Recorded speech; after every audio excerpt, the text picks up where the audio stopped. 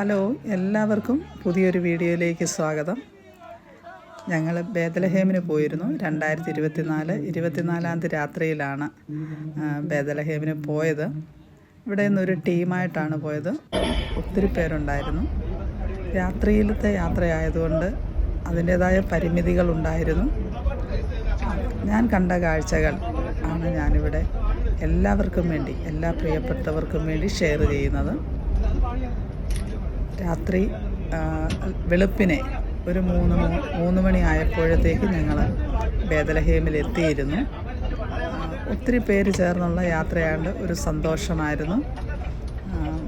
24-ാം തീയതി കർത്താവ് ജനിച്ച ആ സ്ഥലത്തായിരുന്നു എന്നുള്ള ഒരു സന്തോഷമായിരുന്നു പ്രധാനമായിട്ടും ഉണ്ടായിരുന്നത്. അങ്ങനെ ഞങ്ങൾ ഏകദേശം അവിടേക്ക് അടുത്തു. ഇതാണ് ബേദലഹേമിലെ, യഹൂദിയയിലെ ബേദലഹേം. യുദ്ധത്തിൻ്റെ പ്രയാസങ്ങളൊക്കെ ഉള്ളതുകൊണ്ട് എല്ലാ പ്രാവശ്യത്തെയും പോലെയുള്ള ഒരുക്കങ്ങളൊന്നും ഇവിടെ ഞാൻ കണ്ടില്ല. വലിയ പള്ളിയാണേലും ആ പഴമ നിലനിർത്തിക്കൊണ്ടാണ് ആ പള്ളി ഇവിടെ ഉണ്ടാക്കിയിരിക്കുന്നത്. ഈ ചർച്ചിന് പറയുന്ന പേര് നേറ്റിവിറ്റി ചർച്ച് എന്നാണ്. ആ ചർച്ചിൻ്റെ അങ്കണമാണ് ഈ കാണുന്നത്. ഇന്ന് 24 ഡിസംബർ ആയതുകൊണ്ട് തന്നെ ഒരുപാട് ജനത്തിരക്കും തിരക്കുമൊക്കെ ഇതിൻ്റെ പരിസരത്തുണ്ടായിരുന്നു.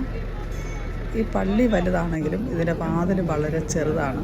അതാണ് ഞാൻ പറഞ്ഞത്, അതിൻ്റെ പഴമ നിലനിർത്തിക്കൊണ്ടാണ് ഈ ചർച്ച് ഉണ്ടാക്കിയിരിക്കുന്നത് എന്ന്. അതിൻ്റെ വാതിലും ആ കർത്താവ് ജനിച്ചു എന്ന് പറയുന്ന ആ സ്ഥലവുമൊക്കെ ആ പഴയത് തന്നെയാണ്. അതിനെ റിനോവേഷനൊന്നും ചെയ്തിട്ടില്ല.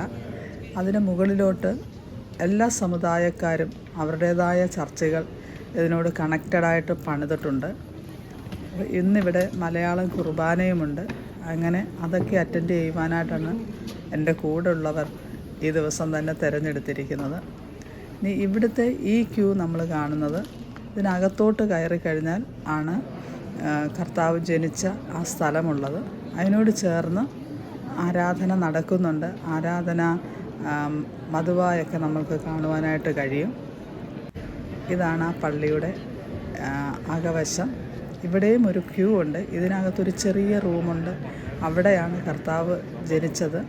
അപ്പോൾ അങ്ങോട്ട് അതിനകത്തേക്ക് കയറാൻ വേണ്ടിയും വലിയ തിരക്കാണ്, വലിയ ക്യൂ ആണ് ഇവിടെ ഉള്ളത്. എല്ലാവരും ക്ഷമയോടെ ആ ക്യൂവിന് വേണ്ടി കാത്തു നിൽക്കുകയാണ്. ഇതാണ് ആ മുറിക്കകത്തോട്ടുള്ള എൻട്രൻസ്.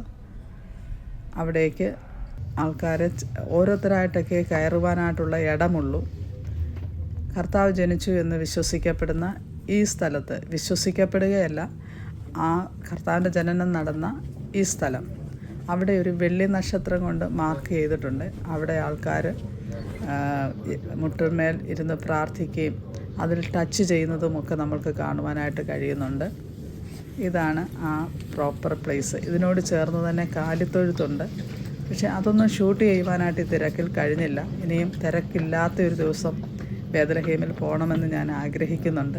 അപ്പോൾ അങ്ങനെയാവുമ്പോൾ പകൽ സമയത്ത് അവിടെ ചെന്നിട്ട് അതിനോട് ചേർന്ന് ആട്ടിടയന്മാർക്ക് കർത്താവ് ദൈവത്തിൻ്റെ ദൂതൻ പ്രത്യക്ഷപ്പെട്ട സ്ഥലമൊക്കെ നമ്മൾക്ക് കാണുവാനായിട്ട് കഴിയും. ഒത്തിരി സ്ഥലങ്ങൾ ഇതിനോട് ചേർന്ന് തന്നെയുണ്ട്. അതൊക്കെ പിന്നീടൊരു ദിവസം കാണണമെന്ന് ആഗ്രഹിക്കുന്നു. ഇതാണ് കുർബാന നടക്കുന്ന പള്ളിയുടെ അകവശം.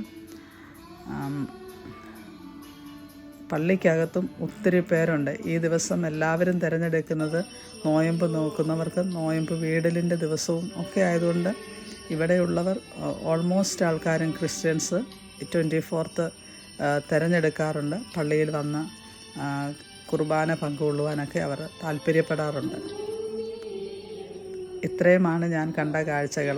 ഇവിടുന്ന് പിന്നീട് ഞങ്ങൾ എൻ്റെ പഴയ ഫ്രണ്ട്സിനെയൊക്കെ കണ്ടു. എൻ്റെ കൂടെ ജോലി ചെയ്തവരുണ്ടായിരുന്നു. അങ്ങനെ ഞങ്ങൾ ഒരുമിച്ച് ഫോട്ടോസൊക്കെ എടുത്ത് ഈ സ്ഥലത്ത് നിന്ന് വീണ്ടും മടങ്ങി എൻ്റെ ജോലി സ്ഥലത്തേക്ക് ഞങ്ങൾ പോകുവാനായിട്ട് രാവിലെ 6 മണി ആയപ്പോഴത്തേക്കും ഞങ്ങൾ തിരിച്ചു പോന്നു. ഈ വീഡിയോ നിങ്ങൾക്ക് ഇഷ്ടപ്പെട്ടു എന്ന് വിശ്വസിക്കുന്നു. ഇഷ്ടപ്പെട്ടു എങ്കിൽ നിങ്ങൾ എൻ്റെ ചാനൽ സബ്സ്ക്രൈബ് ചെയ്യുക, ലൈക്ക് ചെയ്യുക, ഒരു കമൻറ്റും കൂടെ തന്നാൽ നന്നായിരുന്നു. അത് വളരെ പ്രോത്സാഹനമാണ് എനിക്ക് നൽകുന്നത്. എല്ലാവരെയും ദൈവം അനുഗ്രഹിക്കട്ടെ. വീണ്ടും നമുക്ക് മറ്റൊരു വീഡിയോയുമായി വീണ്ടും കാണാമെന്ന പ്രതീക്ഷയോടെ എല്ലാവരെയും ദൈവം സഹായിക്കട്ടെ. God bless you all.